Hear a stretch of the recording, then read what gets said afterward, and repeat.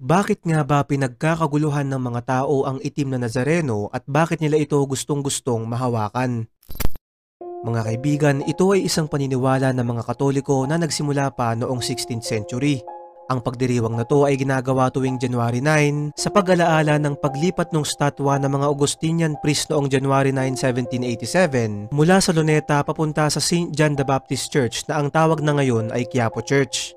Ito ay tinatawag na traslasyon at ang dahilan kung bakit ito pinagkakaguluhan ng mga tao ay dahil sa paniniwala ng mga deboto na ito raw ay may dalang himala dahil ito lang ang nag-iisang bagay na hindi nasira nung masunog ang barkong sinasakyan nito mula Mexico papunta sa Pilipinas.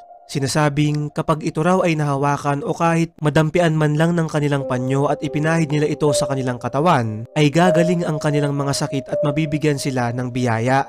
Kaya naman kung mapapansin nyo tuwing pista ng Nazareno, ay talagang pilit itong nilalapitan ng mga tao at naghahagis ng mga tuwalya o panyo dahil na rin sa mga sarili nilang pangangailangan. Walang lohikal na paliwanag ang paniniwalang to, ngunit ito ay dapat pa rin nating irespeto dahil isa ito sa mga bagay na nagbibigay pag-asa sa mga taong talagang naniniwala sa mga bagay na to.